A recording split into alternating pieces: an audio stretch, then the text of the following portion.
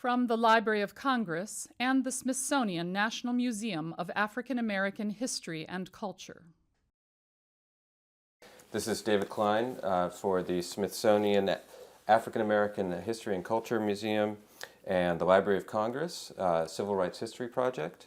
Today is Saturday, March the 2nd, 2013, and I'm in the city of San Francisco, California, with Reverend Dr. Amos C. Brown. Good afternoon. Good afternoon. So thank you so much for joining us and sharing your story. It's my pleasure with us today. and great privilege to share with you. And I am on channel 2, and Reverend Brown is on channel 1. Okay, now we got it all covered. Okay, we can get into it.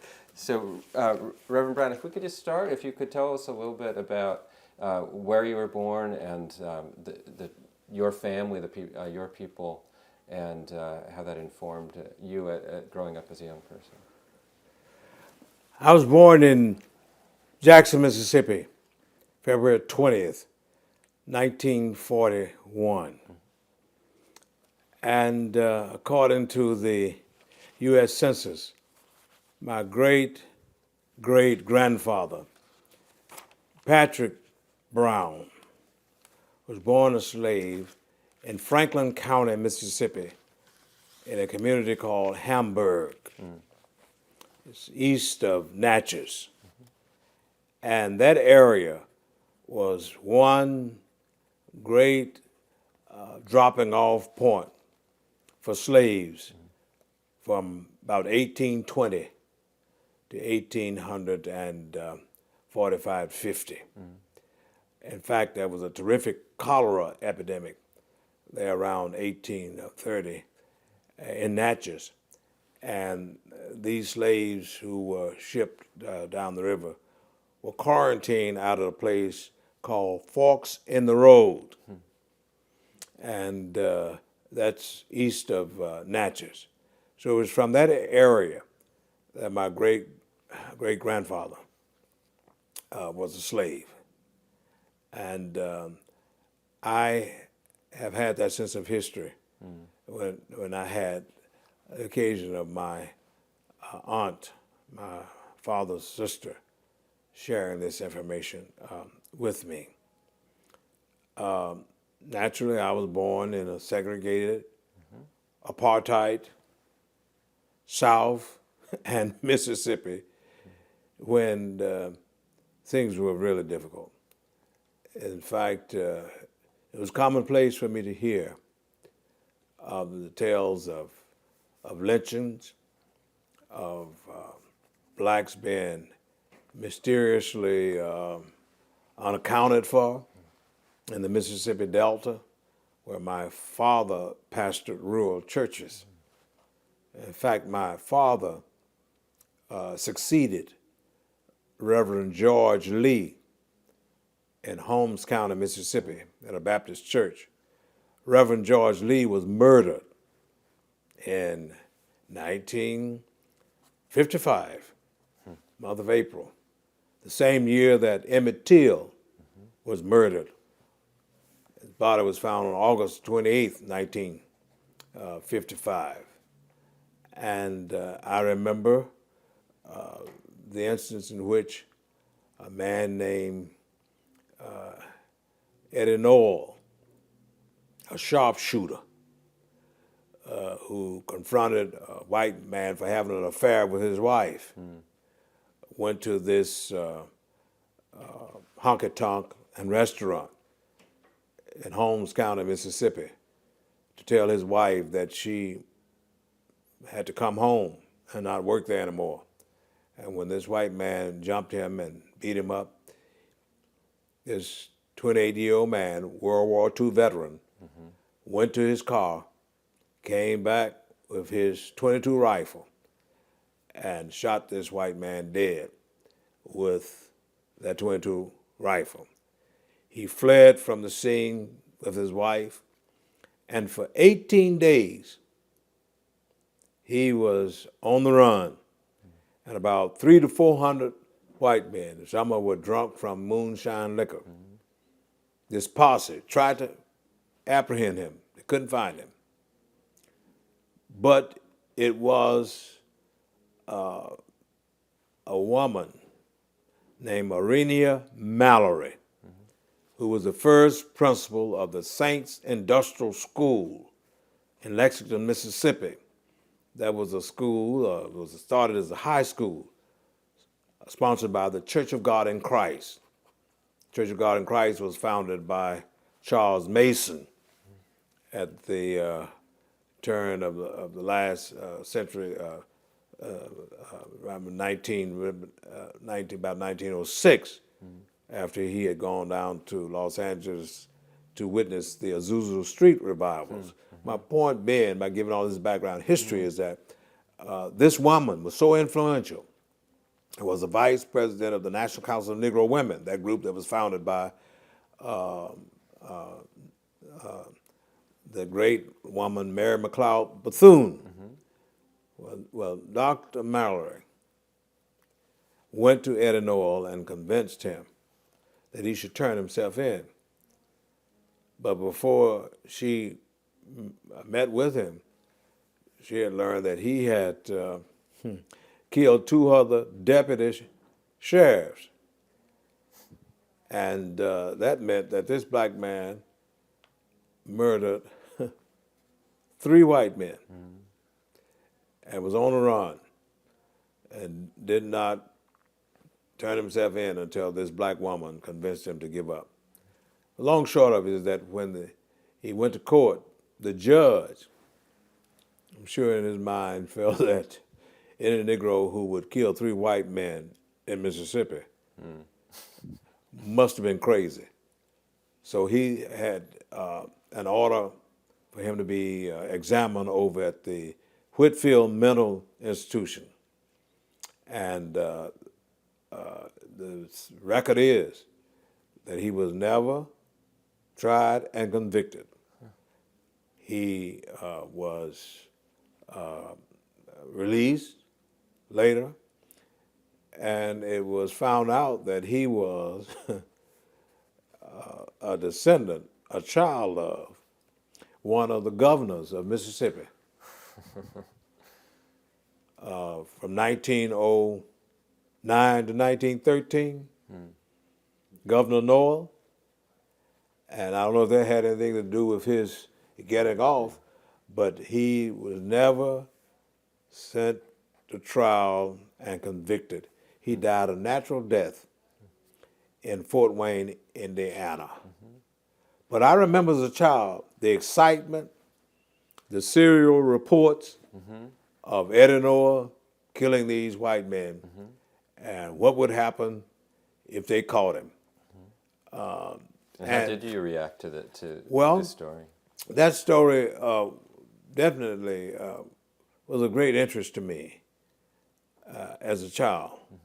And another story that impacted me was the murder of Emmett Till, both happening around the same time. And then... And you would have been about 11 yes, at that time. So sure. And here was a boy not much older than you. Yes. And that's so right. How did you react to that story? Or, well, I'll tell you how I reacted to those stories. My Sunday school teacher, Miss Essie Randall, who was treasurer of the Jackson branch of NACP for over 30 years.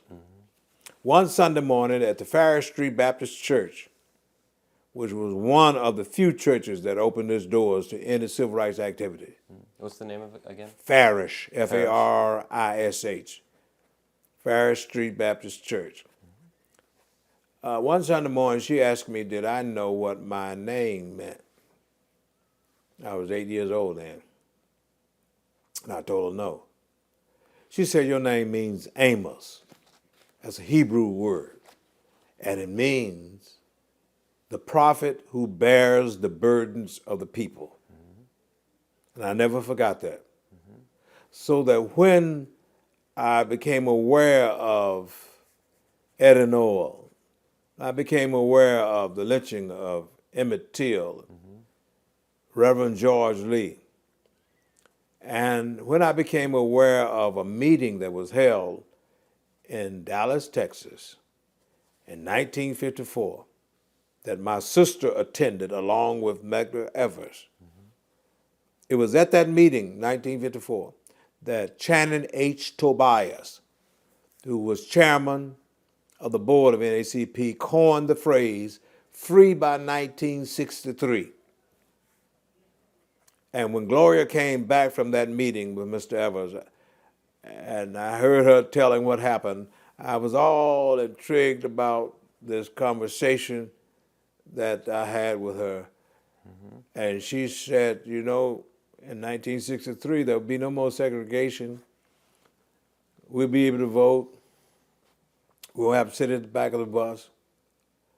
But we're going to have to work to make sure that it really happens. And I was excited about this change that was going to come because of what this man said in Dallas. That I got involved and I organized the first youth council of NAACP in 1955.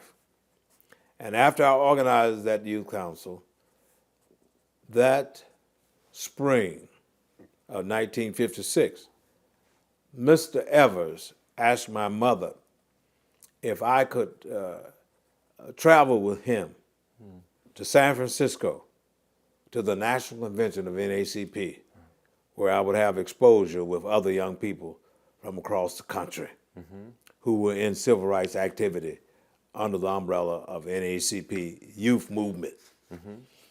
That was my first time out west.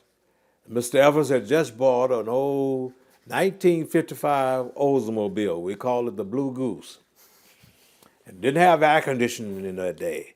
In fact, you had to use ice packs, bags of ice, to put on the hood of the car to cool the engine as you went through the desert coming westward. So that summer of 1956, the month of July, we came to San Francisco. I never shall forget when we approached that Bay Bridge and I saw all of this water after we had come up through the valley, you know, up to San Francisco. And I came to this great meeting. I didn't have money to stay in hotels. I stayed with a family who were friends of my mother, and their name was Hutchinson. They lived up on Fulton Street, up near Fulton and Divisadero. And I walked from Fulton and Divisadero every day to the meetings, to the nightly held mass meetings. And it was my fortune to first hear Martin Luther King on Youth Night.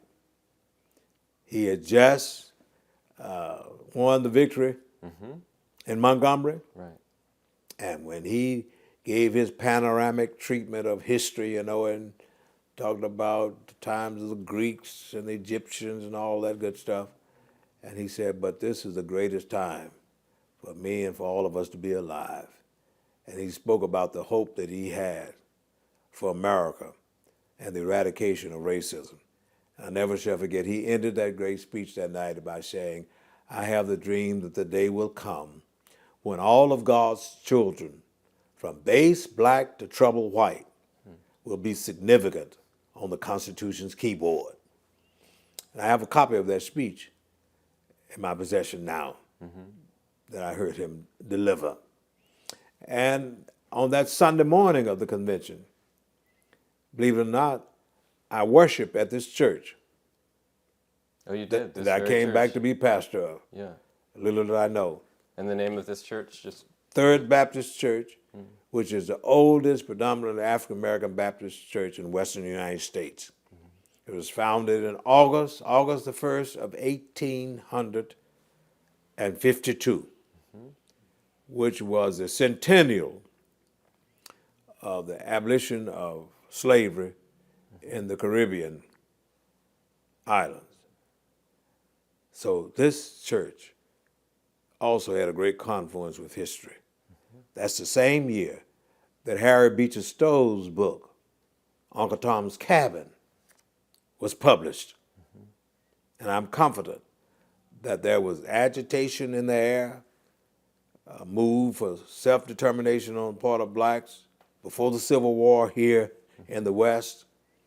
And that's why Eliza Davis and her husband William and others moved out of White First Baptist. White First Baptist was founded in 1849. They moved out because they met discrimination in the church. And they decided that they wanted to worship God in dignity and not in humiliation. And I've been pastor of this church since 1976. Now, how did I get here? I had some intermittent stops. One second. We're Trevor's Yes. as well, and your father was a pastor, and I'm wondering if you could talk a little bit about being raised in that family. Earlier, before when we were talking, you talked about books on your father's bookshelves, and I'm wondering if you could talk about how your family talked with you about race or race consciousness, or involvement in movement to better the place of African Americans. Actually, I had very little conversation with my father because he was very busy. He was a country itinerant preacher, and he worked as a janitor. He was aware of the movement. He was definitely aware of discrimination. But in terms of his telling me, you must get involved and do this, he didn't operate that way. It was of my choice, and because of my exposure to people like Meg Evers, John W. Dixon, who was superintendent of the Sunday school in Farris Street Baptist Church there in Jackson, Miss Essie Collins, as I mentioned earlier, who was the treasurer of the Jackson branch, Miss Mary Cox, who rode insurance, never rode a bus. She walked every place she went because she said she would not ride any bus in segregated humiliation. And Carson Hall, a letter carrier, and was an attorney, went to night school, and became an attorney. Samuel Bailey was the advisor of our youth council.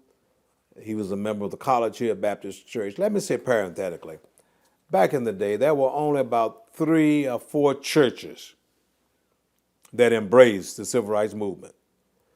The other pastors and churches were A, theologically conservative and didn't want to become involved. They were only concerned about the saving of souls and getting people ready for heaven. All right? However, there were these churches, Farris Street, that I was reared in, baptized there by Reverend Chester Arthur Greer from Fort Worth, Texas. There was Pearl Street African Methodist Episcopal Church, pastored by Reverend G.R. Horton.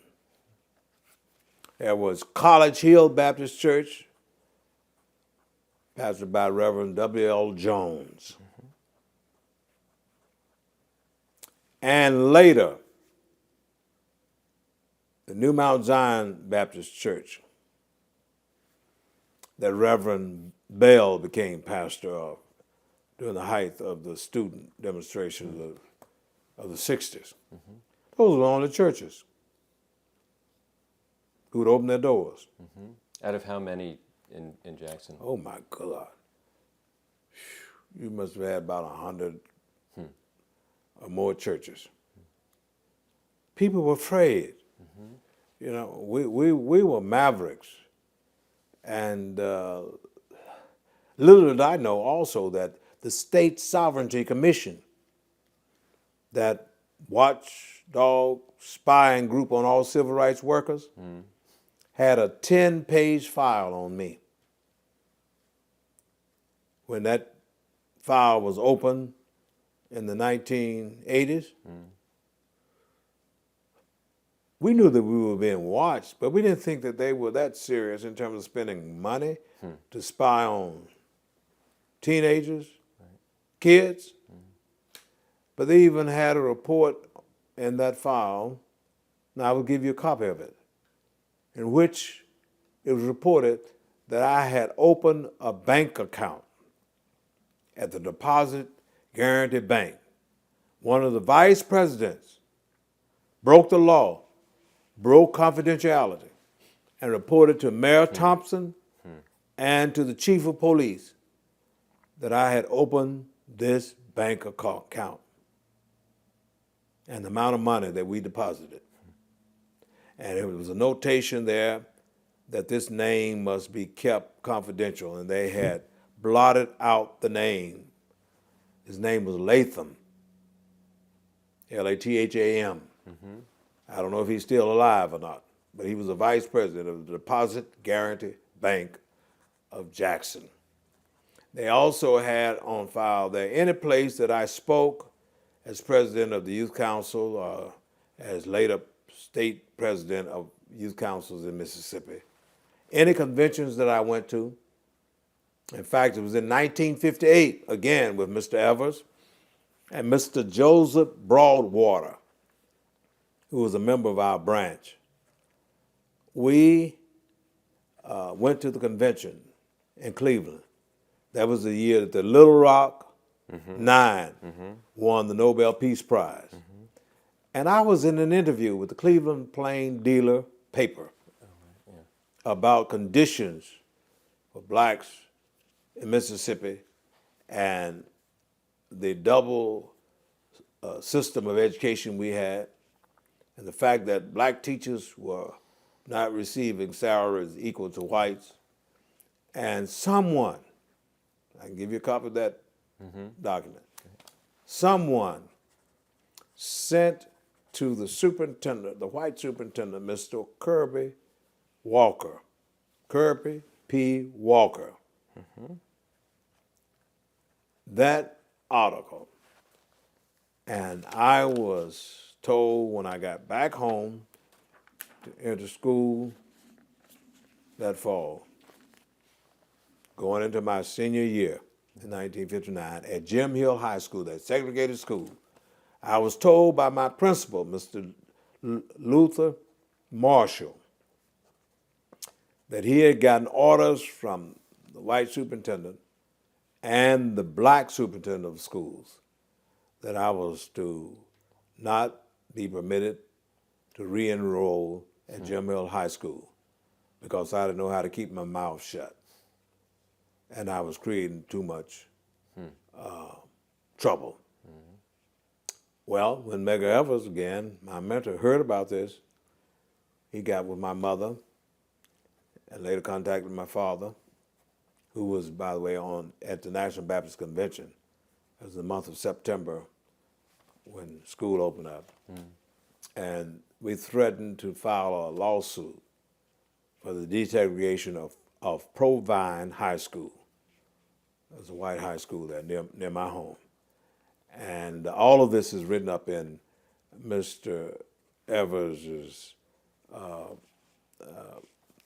biography, that book by Manny Marbles, and the biography, it was the autobiography, excuse me, of Medgar Evers. Yeah.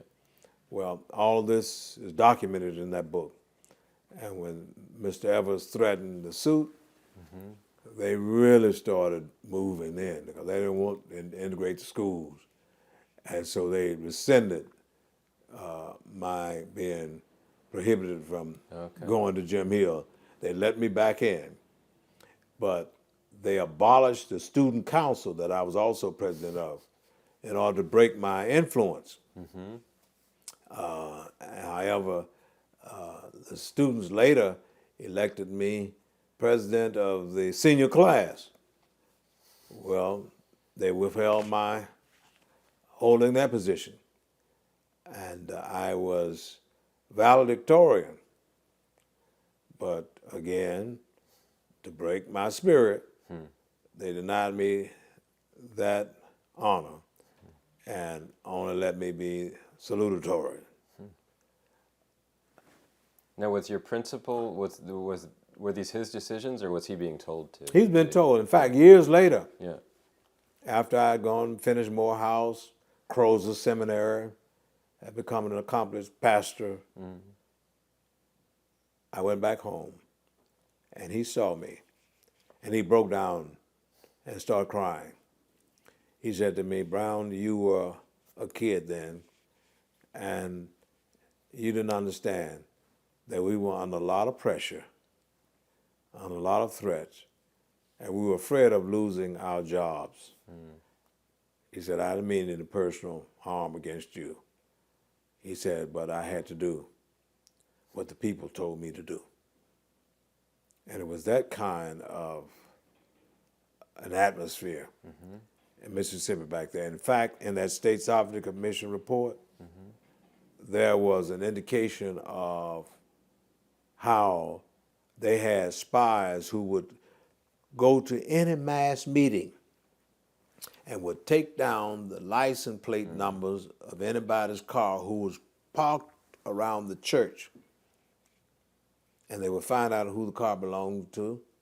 And the next week, they would research where you worked, and you would get a notice that you were fired for being involved with civil rights activity.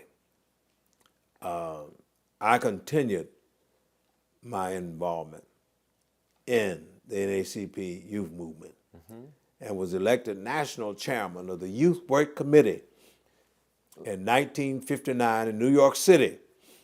Again, Dr. King was at that meeting, and it was there that a picture was taken of Roy Wilkins, the then executive secretary, and Dr. King and myself as chairman of the National Youth Work Committee. And it was at that meeting that I presided over the reportings of all youth units in the nation.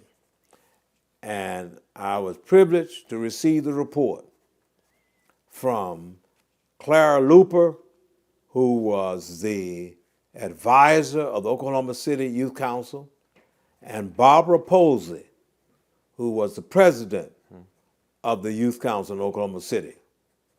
These two personages reported on their successes in Oklahoma City. Again, that magic number, August 28. August 28, 1958 was when there was the first sit-down movement in an organized mass way by young blacks under the umbrella of NAACP. You see, in this country, we have romanticized the student sit-in movement or misstated it. The student sit-in movement did not begin in Greensboro, 1960. Started in Oklahoma City, August 28, 1958. And at that meeting, back to my point about my residing in New York, in 1959, according to the report of the Credentials Committee of the NAACP that's on record at the Library of Congress, there was a young man named Ezella Blair, who was an alternate youth delegate to the convention. He heard Barbara Posey, Clara Luper, reporting about what they had done in Oklahoma City. And when he went back to Greensboro that fall of 1959, entering as a freshman at A&T College, he started telling his fellow classmates about this movement. Right.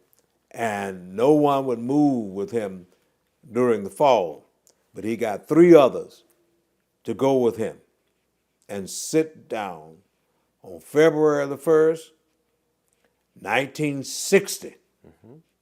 And then the movement began to spread like wildfire across the South to Nashville, to Tallahassee, to Baton Rouge, to Atlanta. And that's the real accurate story. I'm working now to write a book entitled Before 1960, to put it all in accurate historical perspective of when what was then called the student sit down, it wasn't called sit in, it was called sit down movement. And this movement of 1958 It was also replicated in Wichita, Kansas, Louisville, Kentucky, all youth units of NACP. Yep. And we had laid, by the way, the groundwork for this here in San Francisco in 1956 under the leadership of Herbert Wright, who was then the National Youth Secretary. He's still alive. He lives up in Connecticut. He was reared in the Houston, Texas branch. And he got us engaged in student youth activism. And this was written up in the Tokyo Times, the London Times, the New York Times, all the major papers around the world. But the American press sat on what happened and tried to wipe it out, forget about it, in 1958. I think it's such an important part of the story is that NAACP youth training that the Greensboro Yes. guys had. Also that, that Rosa Parks was in the training that Rosa Parks had. People get that story. Here's the thing about it too. Ms. Parks worked as secretary of the Montgomery NACP, and she was advisor to the Youth Council. Now, here was the connection that brought me into the loop. I met Dr. King here in San Francisco in 1956. That was the year of the victory of the Montgomery movement. There were delegates from the Montgomery branch. But what happened? In 1956, the state of Alabama sought to wipe out NACP, and they made it illegal for NACP to function in Alabama, and that's why Dr. King and others had to organize the Southern Christian Leadership Conference. Right. So they went under the umbrella of the faith community. They were smart enough to say, if you won't let us function as a civil rights advocacy organization in Alabama, you can't mess with our churches and our religion. Right. And that's exactly how the Southern Christian Leadership Conference came into being. But back to your point about Rosa Parks, her being involved was started under the umbrella of NACP and serving as an advisor to the Youth Council in Montgomery, Alabama. Just a quick pause. Yeah, we're rolling again. Okay. Could you tell us how you first got to know Mr. Evers and developed this relationship with him? As I alluded to earlier, I became aware of who he was through my sister Gloria Holliday, who's still living. She lives in Denver, Colorado. And Mr. Evers was a very humble, warm, engaging man. And we discovered my interests, my talents, my ability, even as a lad. He encouraged me. He sort of was my surrogate father, elder brother, and he made sure that I had opportunities to go to meetings wherever they were. And my mother, who was principally responsible for me because my father, as I said, traveled a lot, but she never questioned Mr. Evers. She never expressed, if she did have any fear, she never expressed it. She would always say, well, if that's what you want to do, go ahead, I'm with you. And Mr. Evers took me to all these meetings. We even went up to the Mississippi Delta. And there were points when we disguised ourselves as sharecroppers to hold mass meetings or to investigate cases. And we were all over the state. You mentioned fear. Did you experience fear in situations like that? Right? Not really. I guess I was too young, or maybe too daring, or too naive. I wasn't scared at all. But as I look back on what I know about what the State Sovereignty Commission was doing, my life was really in harm's way. The State Sovereignty Commission, in that file that I mentioned, gave a summation report after they had all of these details and documentation of what I had done. Amos Brown is a full-fledged agitator. And this is the report on him that we must keep active. Wherever I was arrested, they had a record of that. Whether it was in Atlanta, Savannah, Georgia, I led a wade-in at Tybee Beach there. Also, I desegregated First Baptist Church of Atlanta. Dr. Benjamin Mays wrote about that in his writings. Yeah. That church that's now pastored by Reverend Charles Stanley, back in 1961, did not admit black people there. In fact, that's where I met my wife. She was a student at Spelman. The students at Spelman and the white students at Georgia Tech, Morehouse students, led a kneel-in one Sunday morning.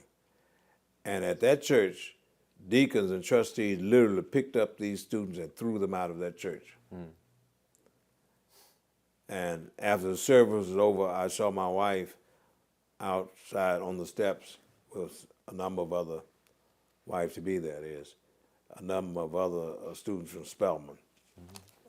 So every kind of demonstration to break down barriers, I was a part of it. And you were a Morehouse student then. You had graduated from high school Yes. and gone on to Morehouse. Yes, and I was a part of the leadership contingency of the sit-in movement in Atlanta, along with Marion Wright Elderman, who now is over the Children's Defense Fund. In fact, she wrote a book entitled Lanterns. And in that book, there is a chapter where she mentions me. She said there was a young, bright NAACPer named Amos Brown in the room when we met with the college presidents to let them know that we were going to sit in. You see, when we decided to get involved in the movement, all of the college presidents of those black schools called us in because they knew we were going to join with the other students throughout the South. And they said, we're not going to try and discourage you or to block your activity, but you ought to let the world know why you're doing what you're doing. And it was Dr. Rufus Clement and Dr. Mays who suggested that we would write a document explaining why, our raison d'etre, for what we were doing. And they said, we will raise the money to pay for your document to be published in the Atlanta Journal-Constitution. And I was a part of that committee. I was the youngest one in the room. The other persons in the room were Lonnie King, who's still alive, Charles Black, who's still alive, Herschel Sullivan, Julian Bond, and Marion Wright Elderman, Don Clark, Quite a group. who's at Clark, AU, among others. We were in that room.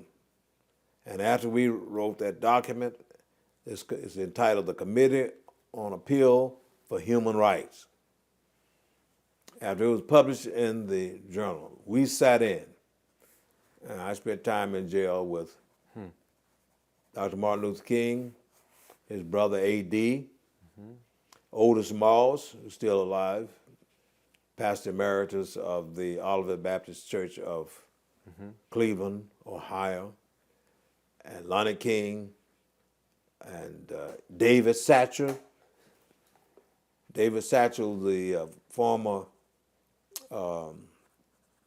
Surgeon General of the United States, we were schoolmates at Morehouse. In fact, we lived in the same dorm our junior year, Mays Hall.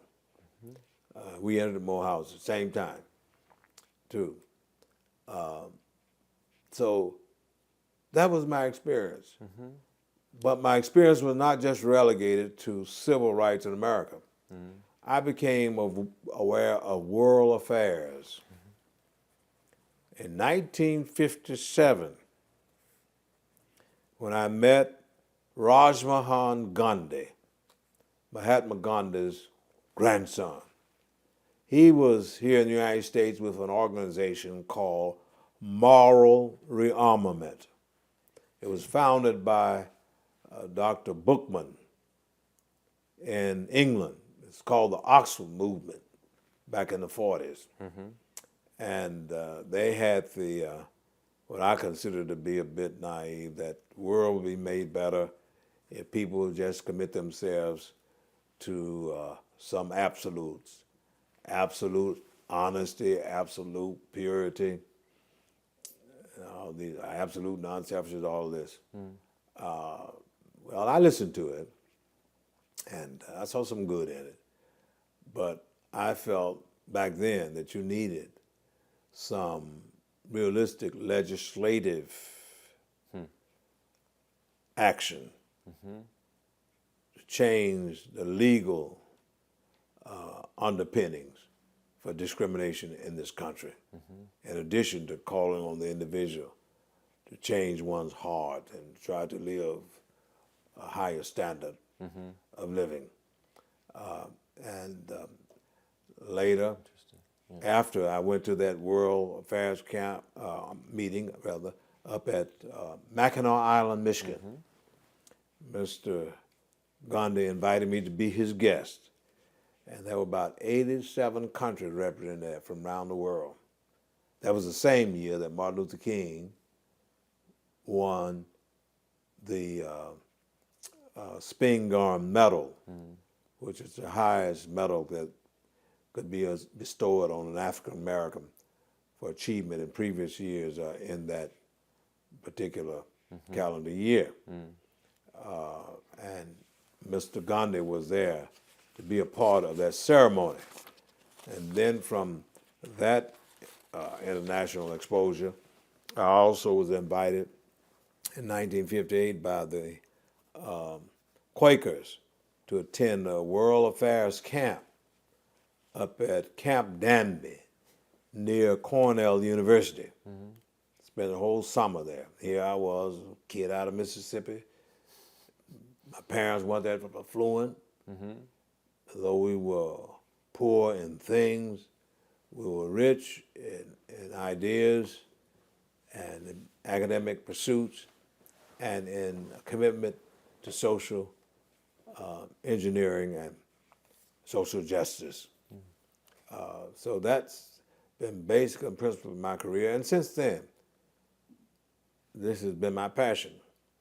I was given a scholarship when I finished Morehouse in 1964 to go to Africa. That was my first trip to Africa. 1950. 1964. 64, yeah. Hold on just a second. Okay. We're back. So that was the year that I finished Morehouse, and also my year of being admitted to Croz's Theological Seminary for my theological training. And by the way, one of my letters of recommendation was written by Dr. King. You actually studied with Dr. King at Morehouse, didn't Yes, you? I did. But when I went to graduate school, he wrote one of my letters of recommendation. He went to Crozer back in 1948. Right. In fact, I have a picture of him at the Calvary Baptist Church with the church officers when he was 19 years old, when he entered Crozer. See, his father was a very close friend of Dr. J. Pius Barber. Dr. Barber was editor of the National Baptist Voice, a graduate of Morehouse, native of Galveston, Texas. His father was a preacher there in Galveston too, and he finished Morehouse around 1911. And he went to Crozer as the second black student to finish there. Oh, wow. Yeah. And from the time that he finished, he was the unofficial dean of all black students at Crozer. And we spent many nights in his parlor discussing politics, theology, you name it. And he was a mentor for many great preachers who were of the prophetic liberal tradition, such as William Augustus Jones from Kentucky. He's now deceased. He was pastor of that great church in Brooklyn, New York, Bethany Baptist.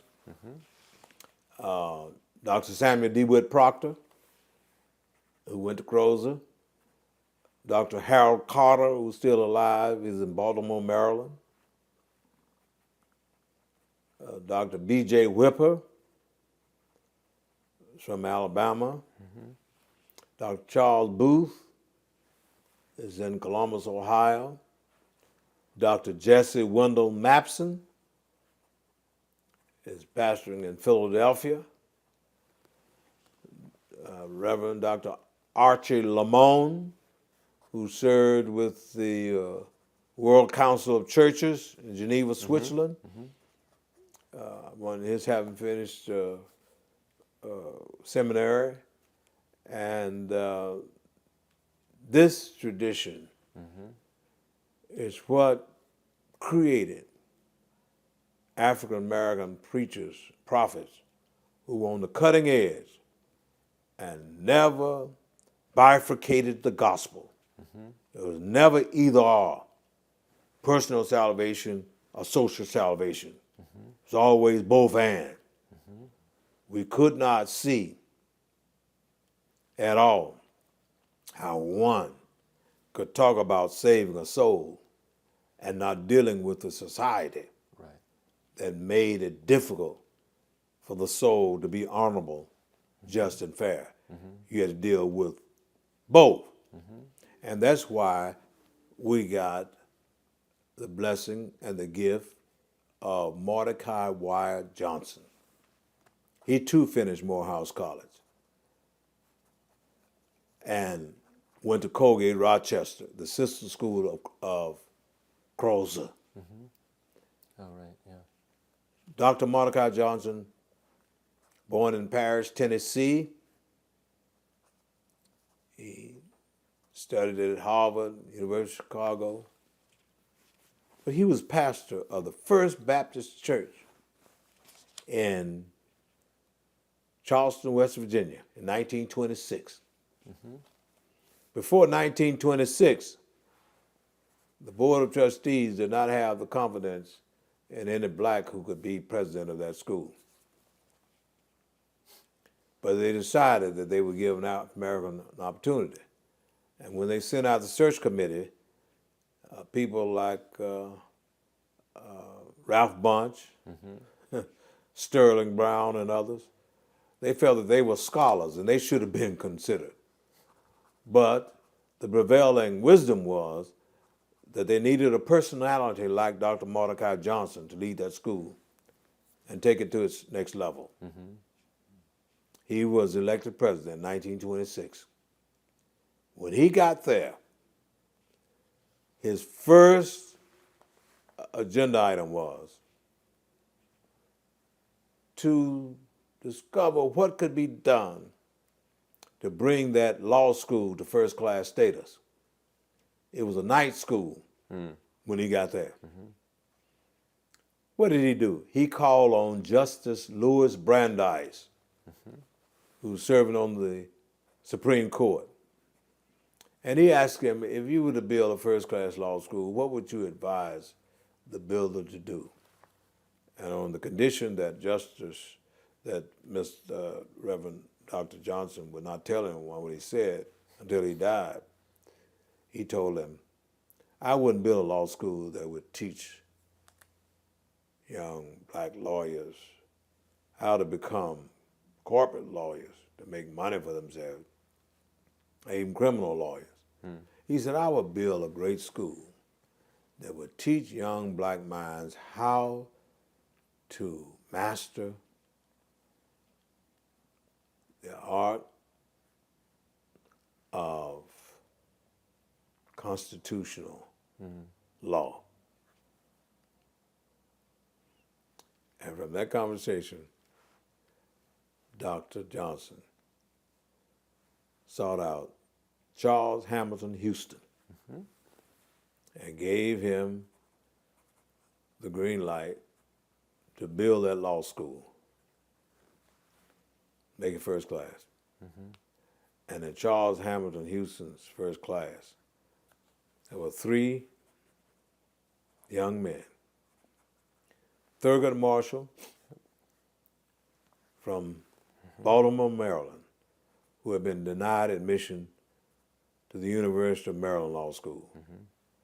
Oliver Hill from Richmond, Virginia. Robert Carter from Montclair, New Jersey.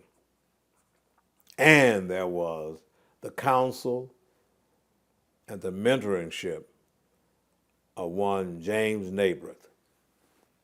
It was that team that went before the Supreme Court beginning in 1953. Amazing. Yeah. Got involved in developing the briefs. And they went and argued so persuasively against the backdrop and the buttress of the 14th Amendment. Equal protection under the law, making the case that segregated public education was not equal and they denied black children equal protection under the law. That amendment brought us over and broke down the legal barriers for discrimination in this country and reverse Plessy versus Ferguson. So we owe it to Dr. Johnson, the foundation of the black church, for all that we have achieved.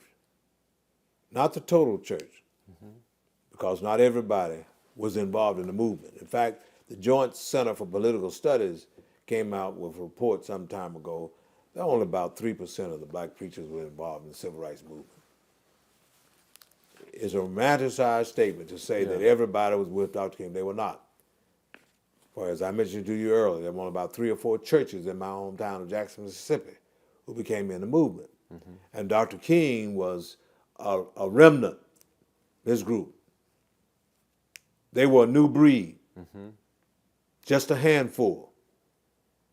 And in Florida, there was C.K. Steele in Tallahassee. In Miami, Father Gibson. In Tampa, A. Leon Lowry. And in, of course, Tennessee, you had Benjamin Lawson Hooks and Dr. Owens at Metropolitan. In Georgia, you had Samuel Woodrow Williams, who was college minister, and he co-team taught that course, that seminar in social philosophy with Dr. King that I mentioned earlier. He was college minister at Morehouse and was pastor of the oldest black Baptist church in Atlanta, Friendship Baptist. Can you talk a little bit more about that class that you were in with them? Oh, that was an exciting class. It was small, only 8 of us. And Dr. King was very down to earth. There was nothing arrogant about him. He was a regular brother, though he was a brilliant man. And it was just an incredible experience to sit at his feet. And one thing I remember about that class is his talking about the theory of personalism. that he acquired from Brightman at Boston University when he was studying his PhD degree, where he got his PhD, we all know, in systematic theology.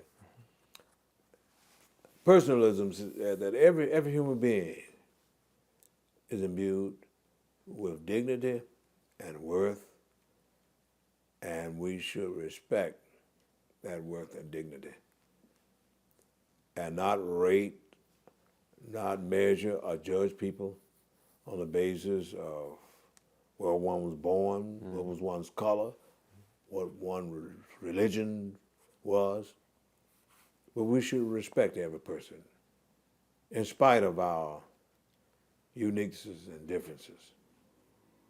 And that's why, even in my own time, it was not difficult for me to embrace women preachers, though about 98% of black preachers who are against white oppression have been against women. In my church, I have women preachers. I ordained and licensed the first woman preacher in this city, in this church, in 1984. We have women deacons, women involved throughout the leadership team of this church. And when the issue came up regarding gay rights, I didn't have problems because I knew what my teacher would do if he were here today. And I felt that it was wrong for us to codify one's rights. The rights of a people who have been marginalized. For they too deserved equal protection under the law. Yet so many other churches didn't. They did go not. that way. They did not because they did not understand Dr. King and they did not know how we got over. You see, John Mercer Langston, back in 1866, this is the great uncle of Langston Hughes, who was the first black to serve in Congress during Reconstruction from Virginia. And he and Charles Satchel, the first black pastor of Third Baptist, were in the leadership of the abolitionist movement in Ohio before 1850. But back to my point, I have a copy of a speech that John Mercer Langston delivered in St. Louis, Missouri in 1866. And you know what the title of that speech was? Equal Protection Before the Law. And he was fighting and arguing for blacks to have the right to vote back then. And he said, among other things, if you feel that black folks must be educated, must be learned, know how to read and write, make sure that all white folks are required to do the same. Because there are many of them who are enfranchised, who are voting. That was something that really shook me. Way back then, here was this man, a preacher and a lawyer, who labored, along with my predecessor, Charles Satchel, for equality of opportunity. So I told all of my brothers who were not aware of this kind of history, who were not aware of this kind of reasoning, you must not become that which you hate. And if you hate, they like the fact that white folks discriminate against you because of the color of your skin, don't discriminate against gays, lesbian, transgender, or bisexual people because they're different. And I pushed that down in that notion that we're all different. As long as we're not violating the law, doing injury or harm to anyone, we should not legislate how people are to experience their own life, liberty, and the pursuit of happiness. And I try to impress upon them the fact that I'm heterosexual. That's who I am. gays and lesbians, transgender, bisexual people. That's who they are. And we must not generalize on them. And I remind them often that the divorce rate in America is the highest, not in California, not in New England, where the Unitarians are and the liberals, not out here where they think we're kooky and crazy, but the divorce rate in America is the highest in the Bible Belt, where we sing the most, shout the most, preach the most, go to church the most. And I always raise the relevant question to them, how can you blame other people for not being able to keep your own relationship together? I said, why is it that in Alabama, Mississippi, Georgia, Florida, Tennessee, South Carolina, North Carolina, and up into Oklahoma, the divorce rate in this nation is the highest amongst religious, church-going people? Can't explain it. And then I remind them also, in terms of respecting the worth and dignity of all people, that King James, who gave us the King James translation of the Bible that many of them love to hear, the these and the thous, the old Chaucer in English, you know. I said, did you know that King James was gay? And I really had them then. They didn't know which way to run. I said, now, because he was gay and he made this contribution, are you going to burn up all of the Bibles? I think we should beware. I said, now, that does not mean that you are not entitled to decide what you're going to do about marriage equality in the context of your religious rights, R-I-T-E-S. There's a difference between religious rights and the rights that we are guaranteed under the Constitution and the laws of the state. And I said, you cannot discriminate against people. And I reminded them also, we would not be Baptists if we did not have the freedom to interpret the Bible in the way that we are led to do. Because Roger Williams in 1638 was run out of the Massachusetts Bay Colony because the Puritans and the congregation said, we're going to have a state church and we're going to tell people what to believe. But he said, oh no, I'm going to have freedom of conscience. There'll be separation of church and state, autonomy of the local congregation. And I said, are you going to deny, are you going to spit on the principles that enable you to be a Baptist? And I said, we must not deny those persons, those congregations, the right to perform a same-sex marriage if they want to. I said, that may not be a part of my tradition, and I have that right as one living in a democratic society to follow the tradition that speaks to me. And I said, I do not perform same-sex marriage because of the tradition that I'm exposed to, where I am, here and now. But it's wrong. It's not just. It does not provide equal protection under the law for you to go out and join with forces, whether it's Catholic Church or the Mormons, to say we're going to deny these persons equal protection under the law by imposing our private religious persuasions and doctrines on them. Say, this is a free country. It is not a theocracy. It is a democracy. A government by the people, of the people, and for the people. And of those people are gay and straight for people, black and white, brown, yellow, red, who are all precious in God's sight. And that's what I've stood on. And many didn't want to hear it. Even some in this church. Finally, they came around. One Sunday morning, a young man who finally had to apologize to me and the whole church tried to come up and take over the pulpit one Sunday morning when I said that I was not going to support Proposition 8. And right now, I believe I'm on the way to being vindicated because I think the change has come, and with even the position that Mr. Obama, the president, is taking, here again, I was the prophet, as my Sunday school teacher told me to be, who bore the burdens of the people.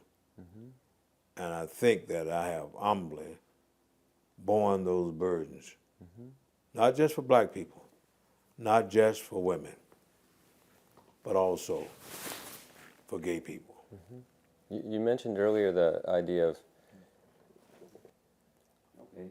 you mentioned earlier the idea of not only civil rights but human rights. Yes. Can you talk about that in the context of what we're In saying terms of here? human rights, it takes us into the global picture. And I think we must see that in our Christian tradition at its best, the notion is there that Christ died for the world, not for America, but for the world. And in that world, there are people of different cultures, different backgrounds, different religions. So that I must be careful about my economics, my politics here at home, in terms of seeing how they impact people who are in Bangladesh, Central America, South America, and Africa, poor people. You see, we're about 4% of the, one time we were 6, but maybe about 4% of the world's population. But we consume 45 to 50% of the world's goods and resources. And yet the Bible says the earth is the Lord's, the fullness thereof, the world and they that dwell therein. So that it's not fair for me to support industries that are paying these horrible wages for people in China, these other so-called third world nations who are working cheap labor to support our standard of living. What happens over in these countries does come back to impact us. Dr. King also said, injustice anywhere invariably gets around to affecting all of us everywhere. And that's the reason why he wrote the letter from the Birmingham jail. Remember, the white clergy of Birmingham said, you don't need to be coming here stirring up trouble. You don't live here. You don't pay taxes here. Get out of town, Dr. King. Stay in your own pulpit up there in Atlanta. But he wrote that letter to let them know that we are in this garment, mutually impacted. And what affects one gets around to impacting us all throughout the world. That's why we have to take this issue beyond just civil rights for us in America and look at the human rights of all peoples on the face of this earth. And when you really go way, way back, get technical, we are members of the same family. According to Leakey, the paleontologist, our first home was in Africa, in the Rift Valley. And I tell many people, when we're unkind to people of different races, we're messing with our kinfolk. And the only reason why we got these distinctives, in terms of human features, is because we migrated from one place to the other, and we adjusted to the environmental conditions. But we must remember what my mother told me when I left home. Amos, behave. Unfortunately, when we left our home in Africa, we failed to behave. Wherever we established cultures and civilizations, we became arrogant and developed this dichotomy of them against us, us against them. Instead of getting that one little pronoun, we. We are family. We are part of this world community. And we are going to share this earth's resources and not be greedy and hoard unto us over our fair share of the world's resources. If I was entitled to use these tapes, I'd put that on YouTube this afternoon. Could I just, I found this extremely moving, but another thing that was very moving was hearing you talk to the youth when we were first here waiting. Could you say something about what message what you're trying to convey to young people now in these times? Well, this was a group of young men, students at Stanford, UC Berkeley, University of San Francisco, UCLA, who were pledging to be members of the Alpha Phi Alpha fraternity. That's also the fraternity of Dr. King, my fraternity too, W.B. Du Bois and Hannah Young, Joseph Lowry, and others. Well, I was trying to impress upon them that in the spirit of Alpha, we would be men of scholarship, manly deeds, and love for all humankind. And this is what Dr. King epitomized. First of all, he was a scholar.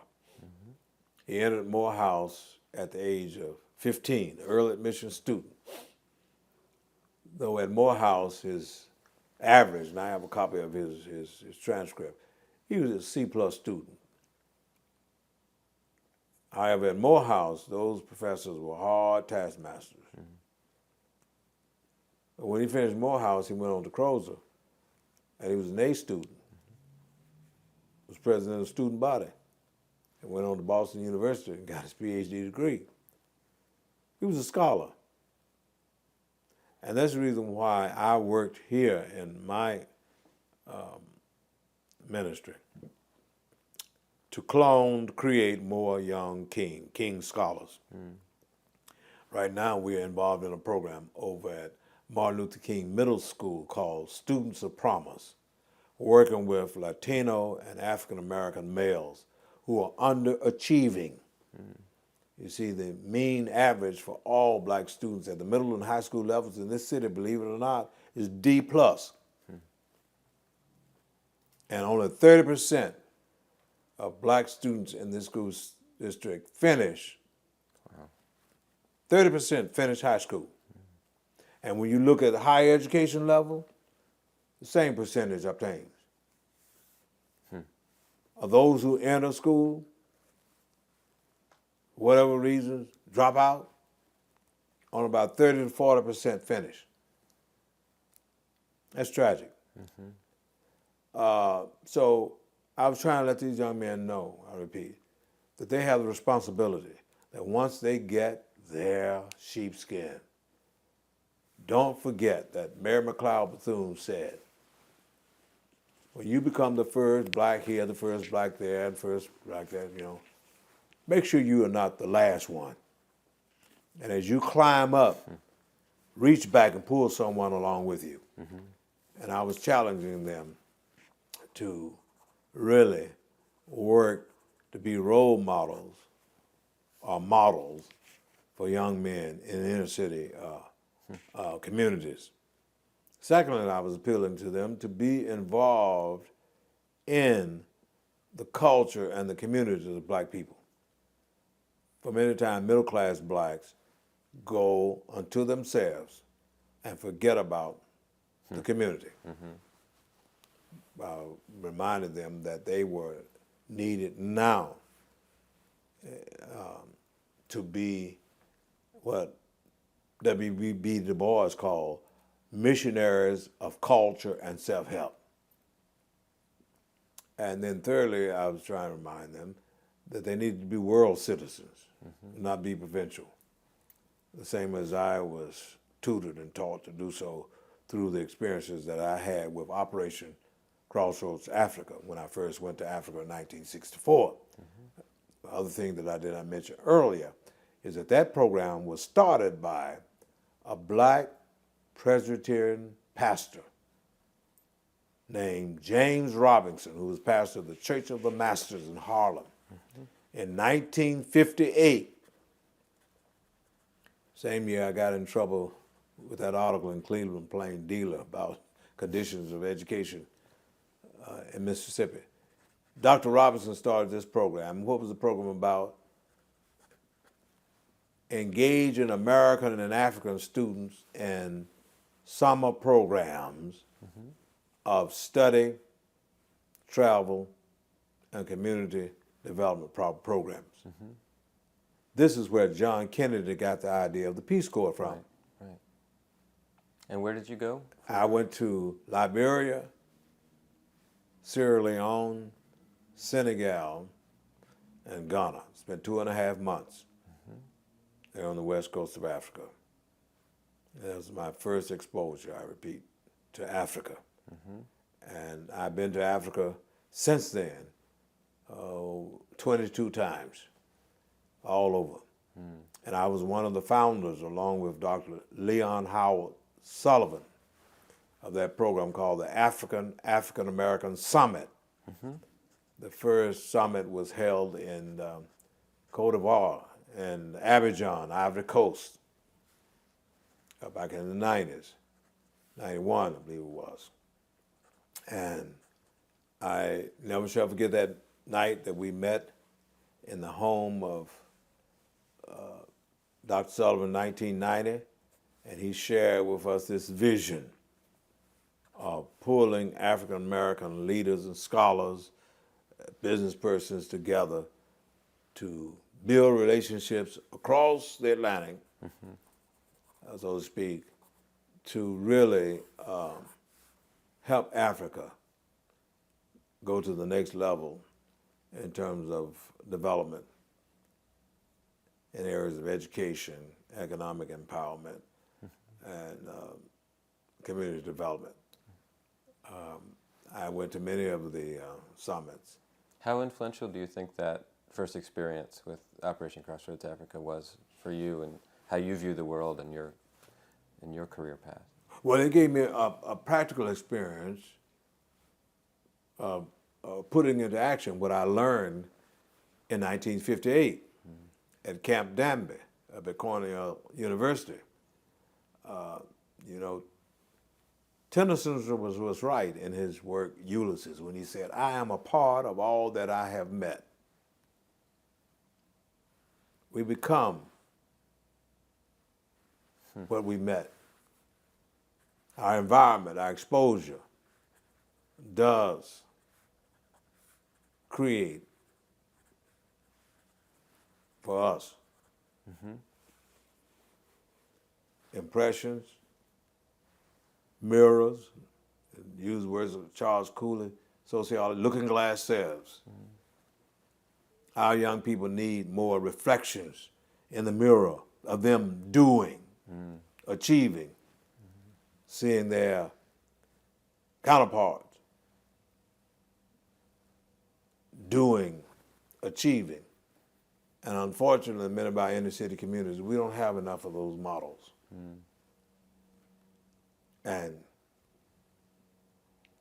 Crossroads was that exposure, that reflection that I began to put into action in later years with Dr. Sullivan. And then here recently in the 1970s, when there was a great carnage and war going on in Ethiopia and Eritrea, and there were a lot of refugees from that country. The United States government was not fair in terms of admitting African refugees here, even though 50% of the world's refugee population was on the continent of Africa. But back then, the quota for all of Africa was 790.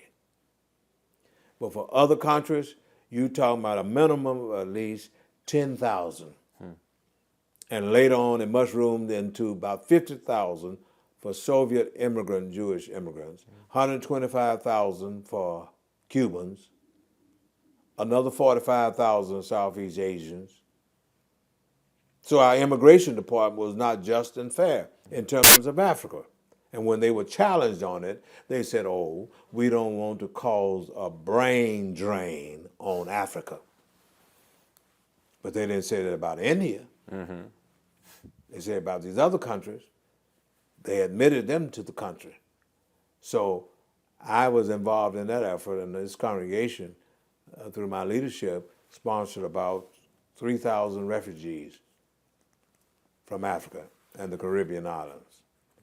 In fact, the first home, a haven that they received when other churches, even black churches, wouldn't receive them from Ethiopia or Eritrea, it was my home. My wife and I took them into our house and turned our family room into a room for refugees until we were able to get some funds to lease a 2-flat Victorian house 4 blocks away from the church, 4 doors rather. And that later we turned into a resettlement program. So here again, because of that exposure, to World Affairs Camp, Crossroads, when they needed somebody to advocate for African refugees, I was there and did what I could to work for their betterment and good. And here recently, I happened to have been invited to the 50th anniversary of the independence of Ghana. And while I was there in Accra, on the last night of that celebration, just before Stevie Wonder came on the stage to perform, there was a young kid who performed, who was 13 years old then, at the keyboard. And boy, he really got the house, as they say. And after his rendition, I asked one of the ushers to point out the parents are the sponsor of this young man. And I met his mentor. And I told her, this young man needs to come to the United States and finish high school. For somebody who's that gifted, needs to have greater exposure. And she said, well, he has been on tour with other groups and gone to Juilliard School of Music, Peabody School of Music, and everybody heard him. They said, without a question, he's a genius. They made all kinds of promises, she said, but they didn't follow through to give him an opportunity to come to America. I said, well, don't you worry. You let me get back home, give me about a month or 2 months, and we're going to work something out to get this young man here. So I came back, went to the headmaster at the Stewart Hall High School, this upscale school, Catholic school here, and told him about this young man. And I convinced him to give Kofi Boagebe a 80% scholarship. And he maintained a straight A average. And he was 2 years ago, going on 2 years now, after he finished Stewart Hall, admitted to Morehouse. He's maintained a straight A average there. And here at the Conservatory of Music, he never made under A or A+. He just mesmerized the teachers there. He has written himself, composed himself, about 9 symphonies, 7 or 8 sonatas, 2 operas, and believe it or not, he's interested in going into medicine and not music as his major. So here we have, out of Africa, a Mozart, another Albert Schweitzer, if you please. Schweitzer was a master on Bach and was a medical missionary to Africa. And since I brought him here, made him a part of our family, treated him as if he were one of our own children, we have been very pleased that he's been a blessing to himself and to others, and has shown that if a child is exposed to great things and utilizes his innate gifts, there's no telling what that person can become. And Kofi is a great testament to that. He came here for the Christmas break, and he played one of Chopin's pieces and just, wrecked the house. no music. He's got it. And writes music on a computer. He's riding or wherever he is. Another thing is great, he's well balanced. Plays soccer, basketball. We never had one problem out of him. The 4 years that he was here in our home, when he was in high school. Same thing as down at Morehouse. So this is rewarding, to just be of help, asking for nothing back. But as Dr. Mays often said to me at Morehouse and many of the students, but it haunts me that he said to me one day, Mr. Brown, I've had many breaks in my life. Many awards and honors have come my way. I didn't deserve it all. He said, but I can't pay those people back. However, the least that I can do is just pass it on to somebody else. So whatever I do is a matter, it's an exercise of passing it on to show my gratitude to God and to others for what they did for me. So when I went to Morehouse in 1959, I had only $87 in my pocket. And room and board back then cost about $895 then. But I met friends along the way. My home church sent me money. I stayed with Dr. Mays, and did housework, chauffeured, worked for Dr. Rufus Clement, president of Atlanta University. His wife was from Mississippi, Miss Pearl Johnson Clement. Took a liking to me, I'm sure, because I was from Mississippi. But those people were kind to me. In fact, it was at Dr. Clement's house that I first laid eyes on Eleanor Roosevelt when she spoke for the graduation of Atlanta University back in the 60s. And these experiences have come my way because I hung out with people who were great models and who were just a terrific inspiration for me and many young people.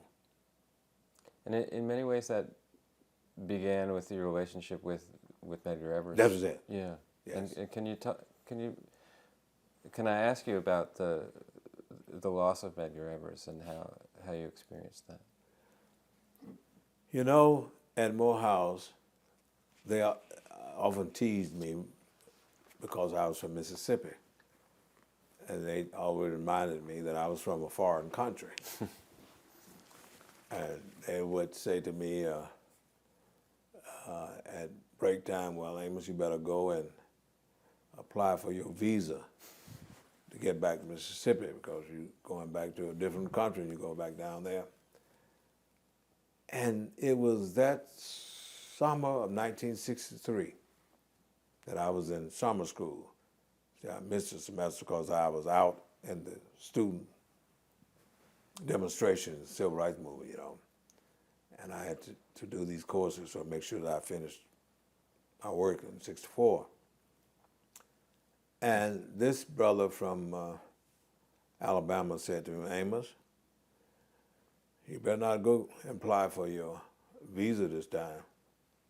You better stay here because things are getting rough down in Mississippi. I said, what are you talking about? He said, I heard in the news this morning that a civil rights worker was killed in Jackson. And when he said that, I knew it was Medgar.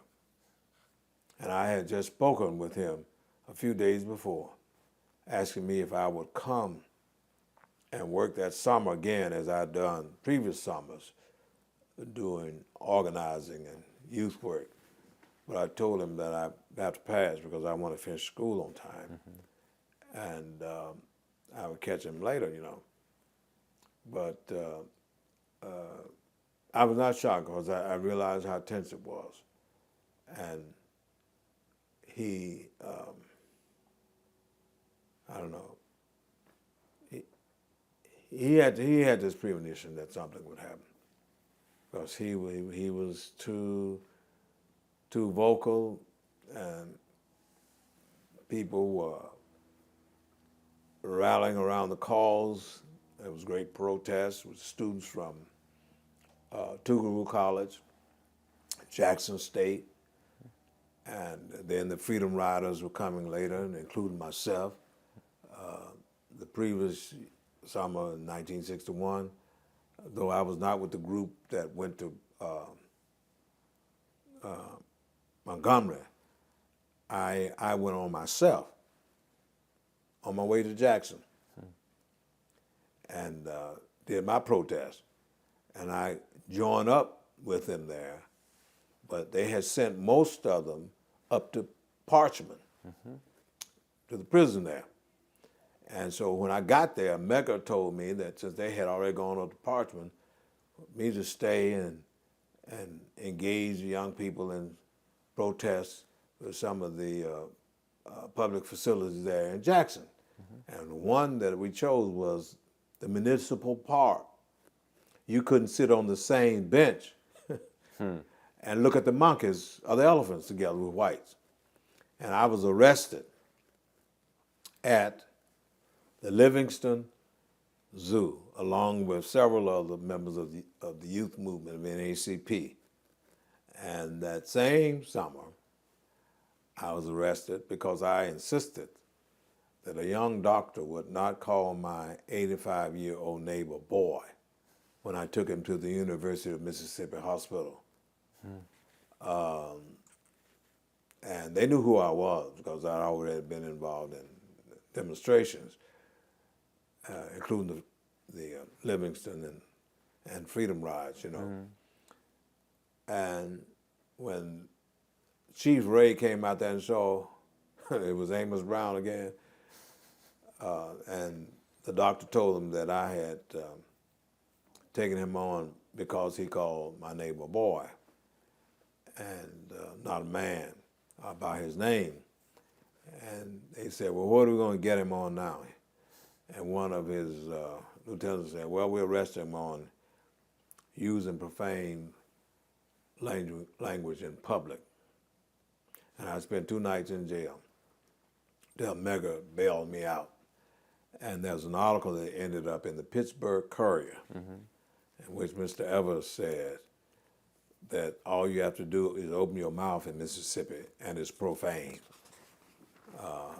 That is in that State Sovereignty Commission report.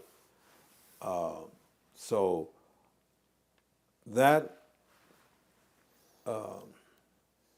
was my connection with Mr. Evers during his final days. And I really was touched by it. I was at the funeral. And I remember after the funeral was over, there was a march. And we were marching about 2 or 3 abreast behind the body before it was shipped up to Washington for burial at the Arlington. And these whites were so infuriated at the fact that we were there in such large numbers with Medgar Evers and Raul Wilkins and others, that these police officers were using billy clubs, hitting children and women, horses were galloping over people. At the funeral? Yes, at the funeral.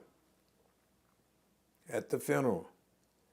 And you were just defenseless. You couldn't do anything because, you know, if you raised a hand to do anything, they would have struck you down.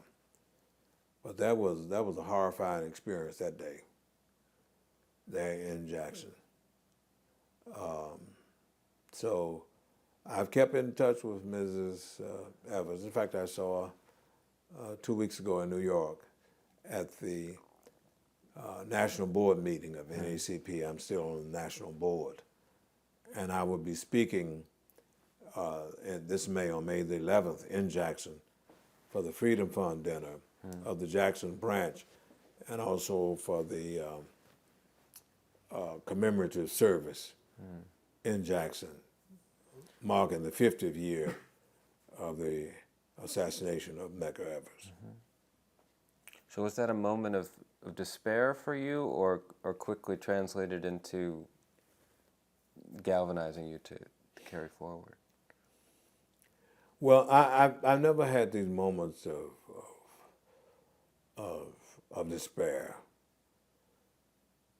If anything, these detours made me more determined to continue the fight.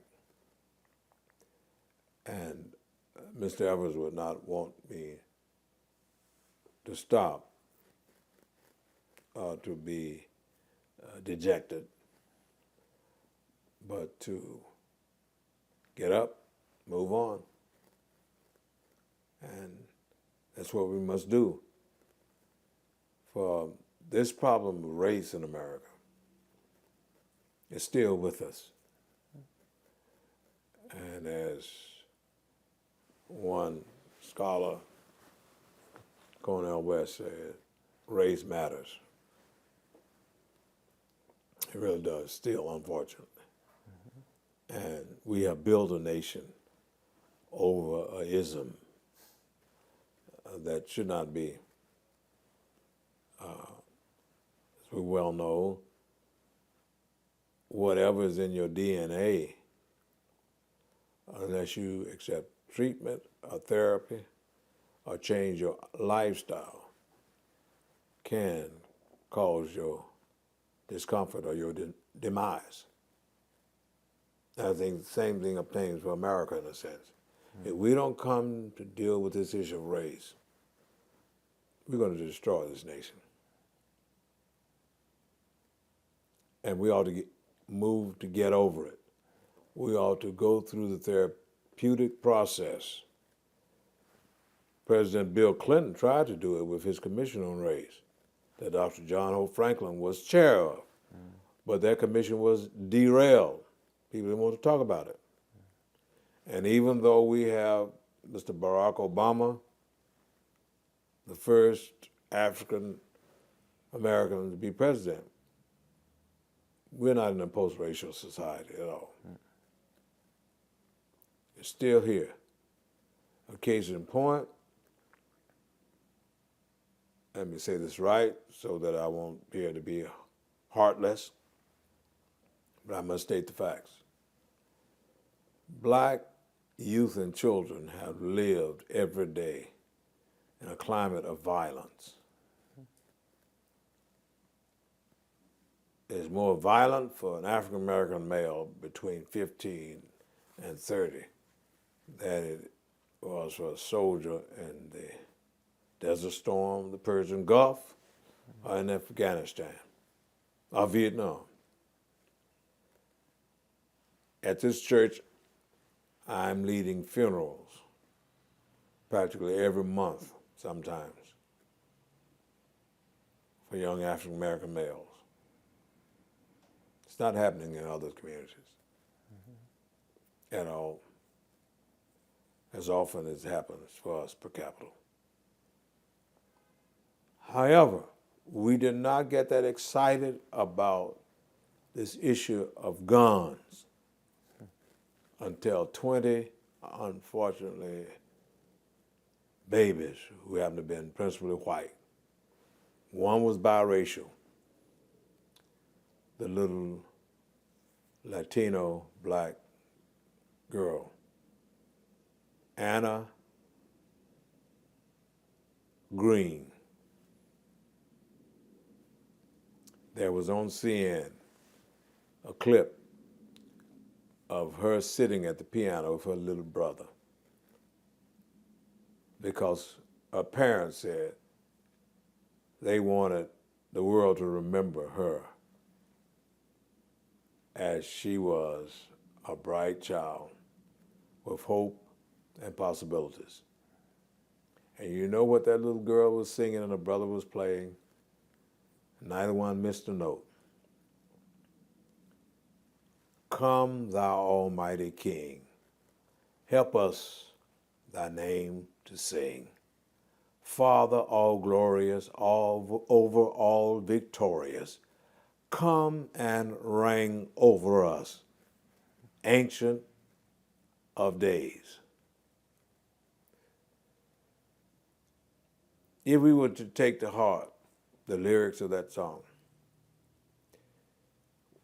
we would see that in this nation that should reign supremely a universal spirit and practice, that whether a child is in violence in Newtown, my town, or whatever town, we should show concern and show as great passion for all as we do for one. And I think that though Newtown maybe was the tipping point, we have the occasion now to deal with this culture of violence in America.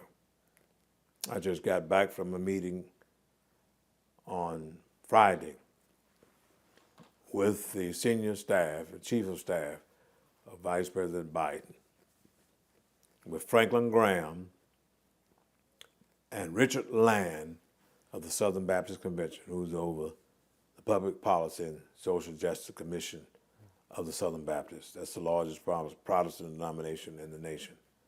Out of that meeting, it was the agreement that we're going to call faith leaders together at the White House, possibly around the time of the anniversary of the assassination of Dr. King, April the 4th. Evangelicals from the white community, traditional civil rights leaders, black faith leaders, people of all faith communities, to pledge our support for this president as he seeks to come up with sensible measures to get us beyond this culture of violence. And already we've agreed upon universal background checks, expansion of the mental health programs, addressing the issue of the exposure of children to this culture of violence that's in these video games and many of these real violent movies that are coming out of Hollywood. So I think that's a beginning point, even though we still have miles to go and more to do and promises to keep to address the semi-automatic weapons. But I feel that we're on our way. For it's ridiculous that we have 11 to 12,000 homicides a year in this country. And other countries, 30, 40, maybe 50. We're a violent culture. And it should not be. For all the power and all the money we have and all the greatness that we brag about, I feel that we must check ourselves and raise the question, is this really America at its best? And I hope that it's not a fallacious assumption that we got to arm ourselves to reenact the Civil War. Remember? And you look at the demographics, the states where they're talking the loudest, shouting the loudest about wanting to have their guns, it's the old red states, the Confederacy, and those who have been in Idaho and Montana, those who left the South, where they're commensurating with themselves up there. And basically it is Republicans who are pushing this agenda of having these guns. Who are we afraid of? What boogeyman are we fighting? This ought to be one nation under God with liberty and justice for all. And John Winthrop, in that sermon that he preached from that ship, Arbella, which he envisioned that city on the hill. Remember, he pushed the notion that this was to be a community of mutual responsibility and mutual help, and that we should look out for each other and be an example to the world of how you can maintain a new and democratic society. We must not forfeit that vision. We can't fulfill it by being against each other. We must not turn on each other. We must turn to each other and create what Dr. King envisioned, a beloved community. A community in which we would recognize and respect our differences, but more importantly, have respect for each other and see that out of one comes many, and not the other way around. Many creating one. We talk about making America the melting pot. But in a melting pot, the ingredients lose their distinctives, uniquenesses. But in a salad bowl,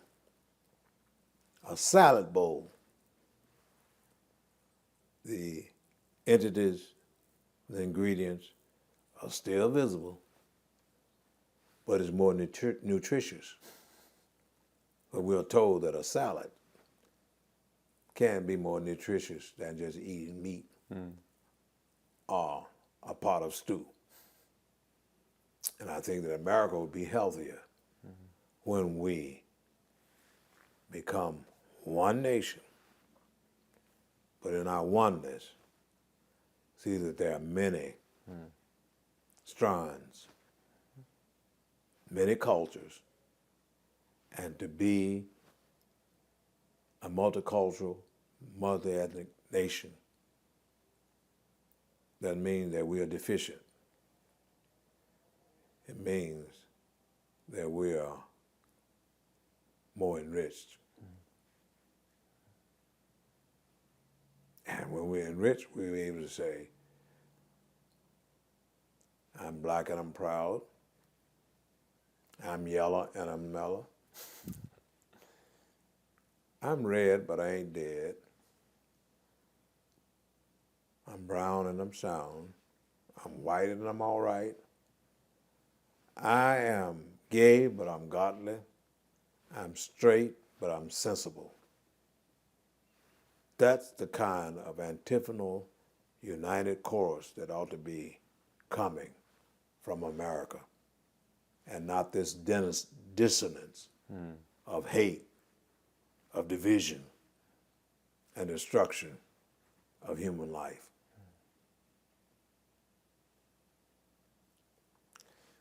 I think Thank we you. can put a line under that. Yeah, I think so. I think so too. And I'm tempted to just end there. It's so beautiful. But Okay. I would hope that as we tell this story of the movement, that there will be a support system and resources provided for a treatment of the many, many unsung heroes and sheroes whose names never got into the paper, but who worked in the heat of the day, who went through great challenge, hardship, and tragic moments.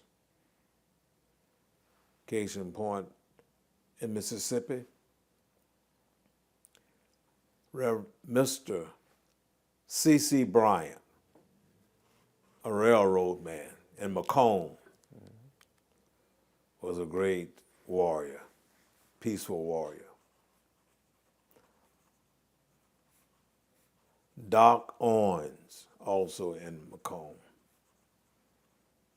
Amzie Moore in Clarksdale.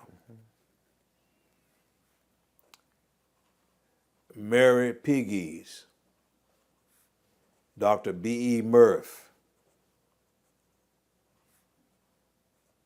Samuel Bailey, Joseph Broadwater, Carsey Hall,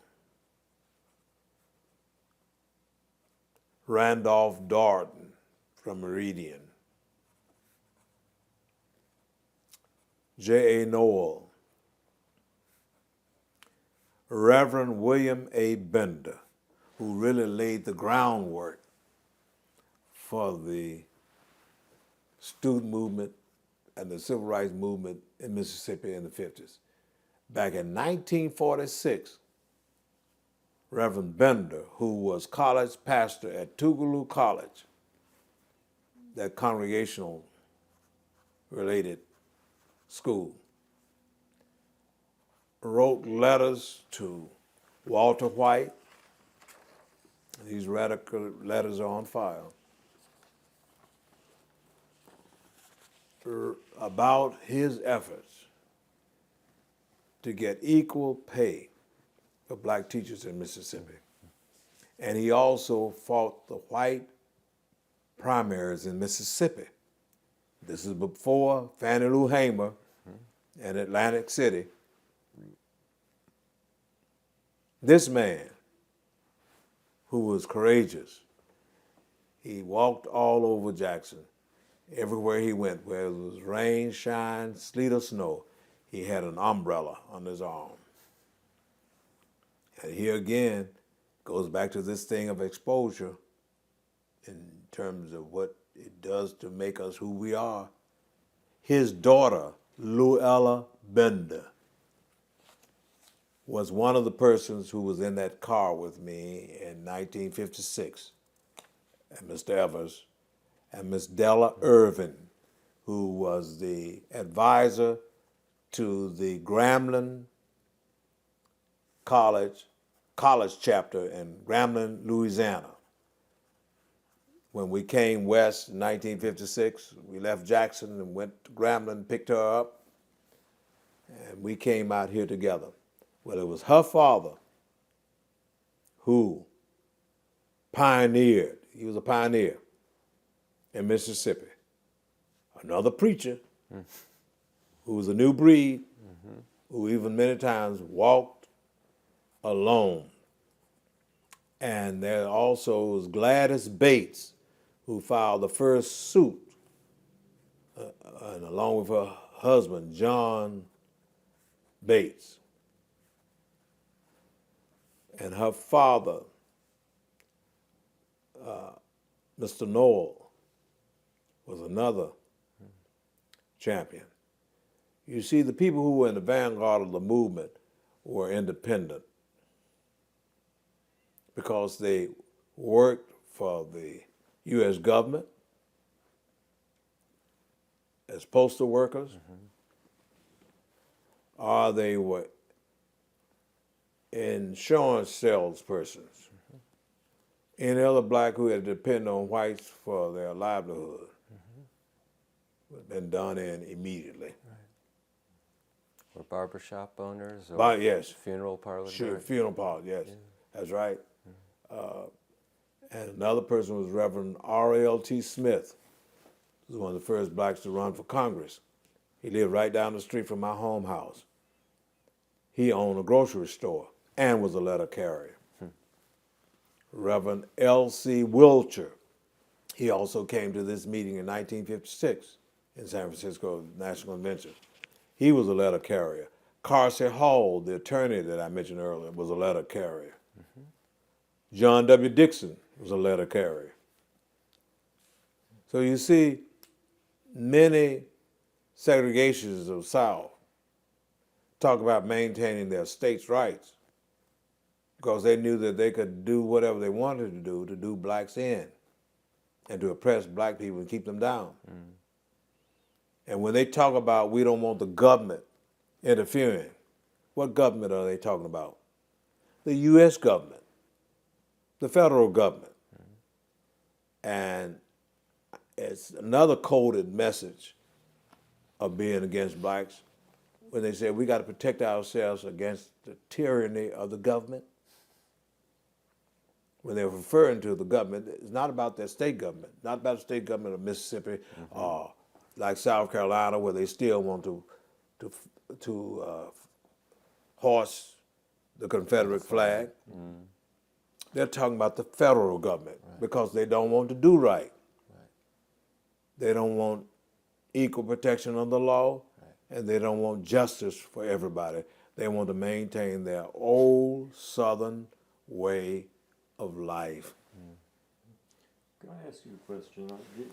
I saw an article that came out with Truth Out that argued with a lot of citations and quotations from the Constitutional Convention that the Second Amendment is in the Constitution because they were protecting the patter-rollers and the Southern militias that kept slaves suppressed. And it was a revelation to me. And I would think you could argue that. Sure, definitely. They needed these guns to go after us. They needed, even Abraham Lincoln mentioned. There's a book, you know the fellow up at, well, I think it was at Columbia, Andrew Del Banco. You should read, it's called The Real American Dream, Meditations of Hope. And he cites how even President Lincoln mentions how blacks were hounded and how we were kept from escaping the course of slavery because of the weapons and the bounty hunters. It goes back to your point. And that's what came out in that movie, Jingo. Right. All right. Okay. Okay, well, Thank you so All much. right. Let me run down here. This has been a presentation of the Library of Congress and the Smithsonian National Museum of African American History and Culture.